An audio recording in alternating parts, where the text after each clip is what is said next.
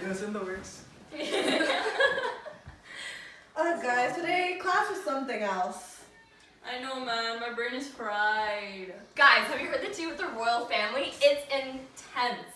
Oh yeah, I heard that Elizabeth chick cheated on that Philip dude. Are you dumb or are you dumb? No, dude. William cheated on Kate. Oh look, James Corden is interviewing them right now.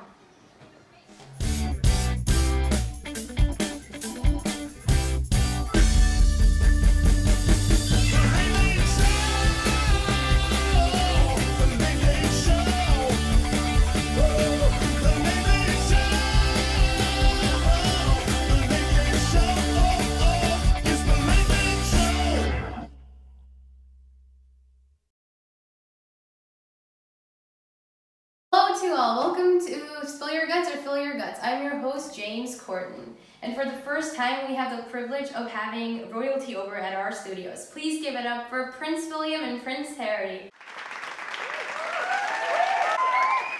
So how's it going, guys? Is it fine if we drop the honorifics? Yes, of course. Alright, well, Harry and William, are you scared? Have you ever eaten food that has not been tasted by a royal butler?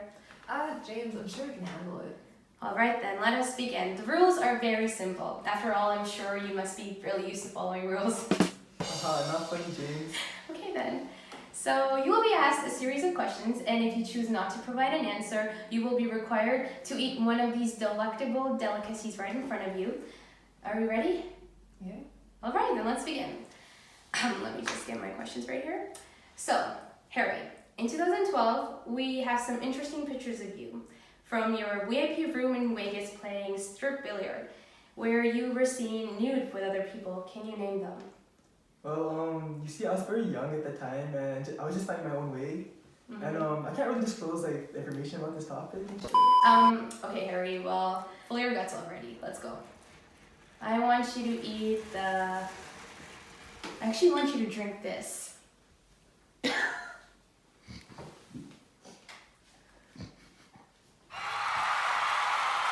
Drink it. Come on, Harry. Yo, I think Yo, that tastes so bad. Okay, I think you should have another sip, just for the audience. I'm good, Come on, I'm make good. the queen proud, Harry. I'm good. Alright. That's enough. Alright, well let's move on to you, William. It's your turn now. Is it true that you once broke up with Kate Middleton before your marriage in 2007? Oh, James, that is actually true. We had a little falling out due to distance and pressures from the media causing us to take a break. But after a while, we realized that we needed each other and decided to get back together. And now we've been happily married for 8 years with 3 beautiful children.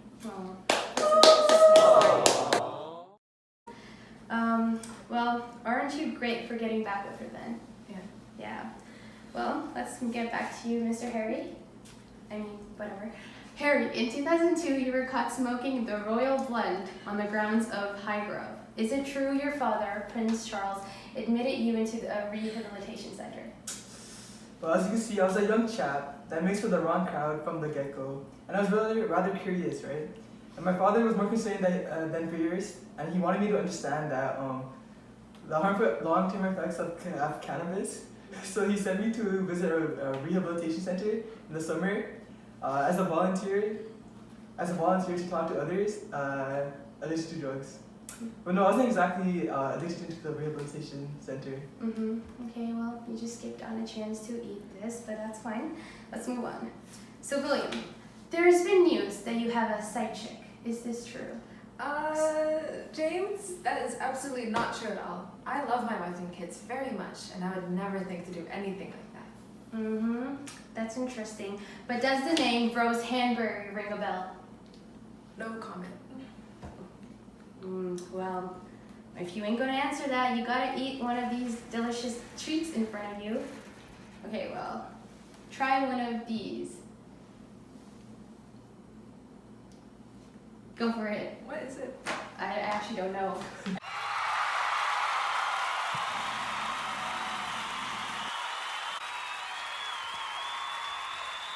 Do you know what it is? Okay, well, Harry, let's move on while that's going on. Looks like peanut butter, bro. Definitely not peanut butter. I'll let you know later. Hopefully everything's okay. Okay, anyways. So Harry, what was the Queen's reaction to your leaked nude pictures from the Vegas strip party? Yo, I gotta say that she was quite impressed with how they looked. But yeah, she was kind of furious that like the news got leaked. She's proud of the G's that showed. Facts. Anyways, thank you so much for giving us the honor of being at our show, and I'll see you guys next time. I hope you enjoyed the treats in front of you. We have one thing left. You'd like to try it? No, bro. No? Okay, that's fine. Thank you, everyone. Please tune in next time for our next guest, Queen Elizabeth. Thank you. Ooh.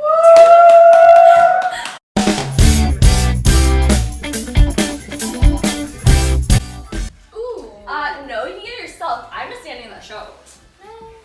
Yo, doesn't Prince Harry look like me? Ew, shut up. You're not Prince. Yo, that was so funny. They got roasted. Man, why you gotta interrupt my nap like that? You missed the ending of the show, man.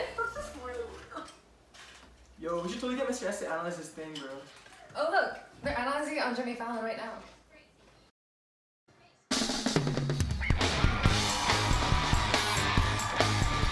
From Studio 6B in Rockefeller Center, the National Broadcasting Company presents Late Night with Jimmy Fallon.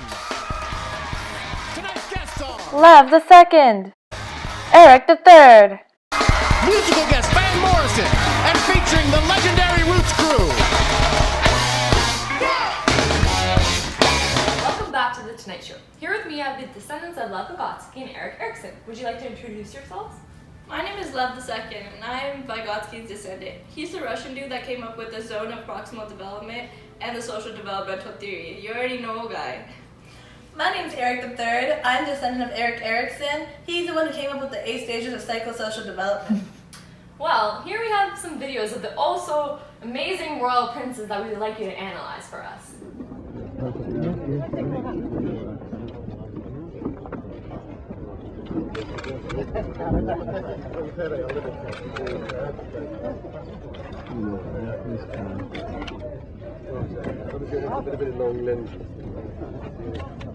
Well, as you can see here, Diana's being a real one by showing her child that she can be depended on. She's got that trust, that basic trust, and to be honest, who's really trying to trust a nanny with their kid, especially when the stuff in the room is probably worth more than the country itself. This is important as it shows how William grew up to be the eloquent individual we all know him as. As y'all can see in this clip, she immediately consoles William when he starts crying. Amazing parenting, you know. Real talk, our moms are supposed to be like that. Here we have a clip of Harry commenting on his math abilities. I think the struggle that I was talking about was mainly the exams and stuff like that. I mean, when you sort of the helicopter course, you start with something like 4 or 5 weeks of ground school and exams. Exams never been my favourite, and I always knew that I was going to find it harder than most people. But I'm through that now, and finally got hands-on to a job that I absolutely adore. It is still hard work, but I'm better than William, so it's fine. So what's your take on that? Using my zone of proximal development theory, one could say that perhaps Diana and Charles probably couldn't do math to save their lives, and they were too busy. So Harry didn't get the help he needed to not be shitty at math. Without being provided the foothold required to develop basic numerical skills, it is likely that Harry continues to struggle, and the poor man just didn't get better. Actually, I think Harry was given help, just not from his mother or father, but perhaps from tutors instead. As I described in the elementary stage, where children from 6 to adolescence struggle over competence versus inferiority, Harry was never commended for his effort to learn and master mathematical concepts. This likely caused Harry's struggles with math, which clearly still continues up until this day. Oh, that reminds me of what one of my psychologist buds came up with. Harry could be struggling with math due to the self-fulfilling prophecy. He believes that he's bad at math and hence continues to do poorly. Makes sense. Oh, that's actually a very interesting take. Well, how would you explain these pictures?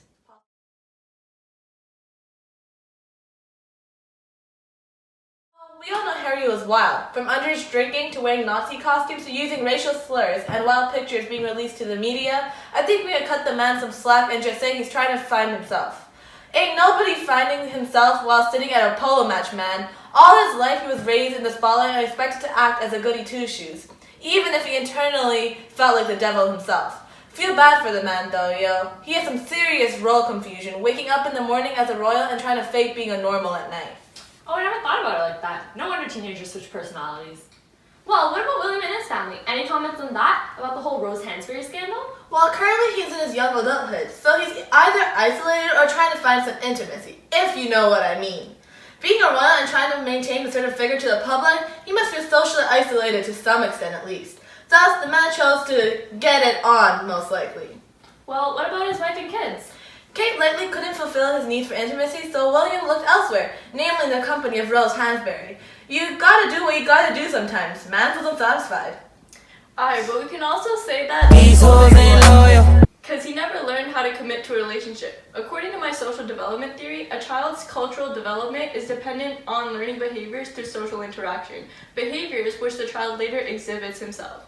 His parents' relationship fell apart when he was just 13, so he never had a role model for healthy relationships and never learned to commit.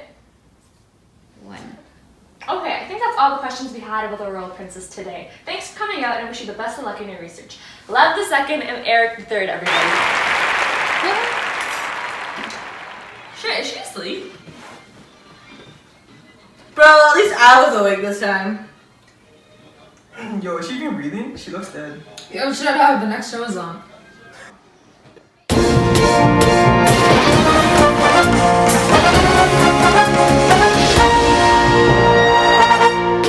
Psychologist segment.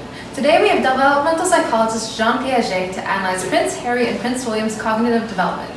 Good morning. I'd like to start by talking about some of my findings and perspectives on the development of the mind. Over extensive analysis, observation, and interaction with children of all ages, I've come to believe that a child's mind is not a miniature model of an adult's mind, despite contrary opinions. Instead, it is known that children reason differently than adults in wildly illogical ways about problems whose solutions are self-evident to adults. I will be analyzing through the use of my stages of cognitive development, starting with the sensory motor stage. From the ages of 0 to 2 years old, both princes were given all the love and bare attention from their mother, although nothing is certain about their father's involvement in their upbringing during this stage. Infants primarily learn through their sensory impressions and motor activities. She would take the kids to the park and stuff. Again, no sign of Charles. So here's the tea though. The Queen didn't exactly like that Diana was walking around with the kids so publicly, 'cause royals aren't supposed to be doing that ish, you know. William became the first male heir to go to kindergarten. Weird, right? Guys rule the country but don't grow up with kids of England? Guess they were too bougie for us, but anyways. Both princes were not educated by private teachers and instead went to school with other kids, like they should be. Props to Diana. Again, Queenie was not happy about the whole mixing in with other kids in public schools. Oh my, someone probably got a nice lecture for that. In order to aid both children in their pre-operational stage, Diana had insisted on giving them a normal education so as to better develop a theory of mind. This concept is developed in the pre-operational stage, taking place from 2 to about 6 or 7. The theory of mind is a person's idea about their own and others' mental states, about feelings, perceptions, and thoughts, and the behaviors these might predict. Like knowing when someone is pissed off at you and knowing not to trigger them even more. During the ages of 6 or 7 to about 11, the kids were in their concrete operational stage, where they learned to think logically about concrete events. Now, see, Diana wasn't some stuck-up royal. She knew her kids were people before royals. She wanted them to have an understanding of people's emotions, their insecurities, people's distresses, and their hopes and dreams. Diana was a parent, you know, not a royal. I guess that's why the old woman was always so cheesed. She took the princess to fast food restaurants, 'cause we can't be depriving kids of their Mickey D's, you know? That's tight. They took the bus, 'cause all men's aren't riding Cadillacs, brought them to the hospital, homeless shelters, and orphanages. You gotta make them understand life outside of royalty. There's a reason she was called the People's Princess and not the Royal Princess.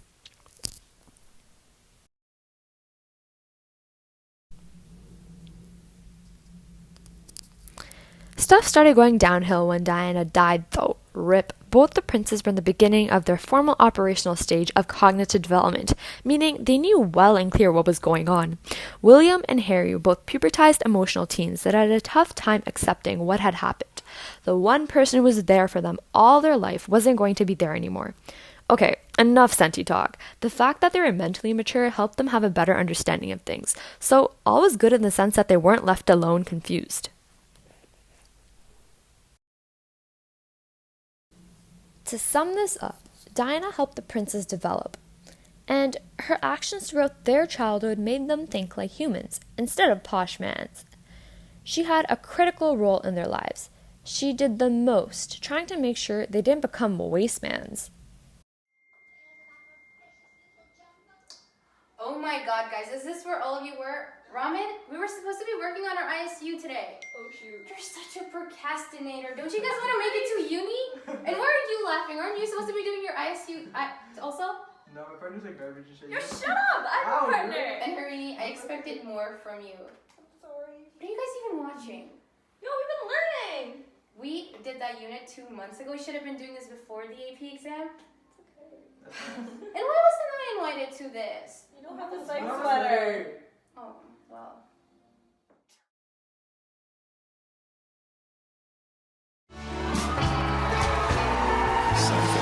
Is anyone considering joining the long line to the British throne? Well, if you are, then you should know that the side effects of being in line to the throne may include being told what to do at the age of 36, getting the throne when you're 70, being bald by the age of 30, and having to break up with your girl to join the army. Do you still want to be part of the British family?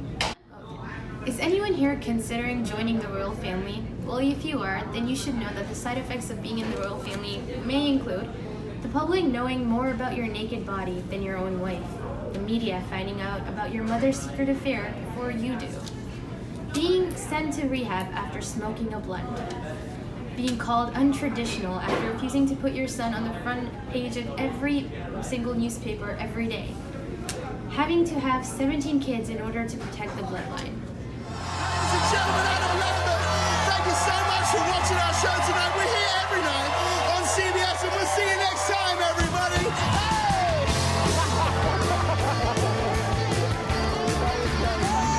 Okay, the show's over. Jimmy fans, the switch is there now.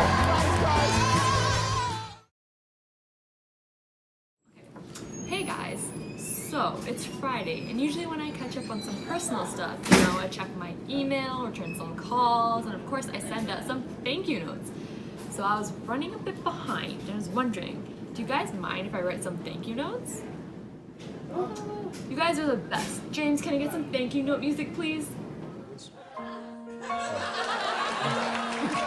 goes James. Thank you, Rose Hanbury, for seducing me and ruining my marriage. That was from William. Thank you, Strip Billiard, for leaking my nudes to the public web. That one was from Harry.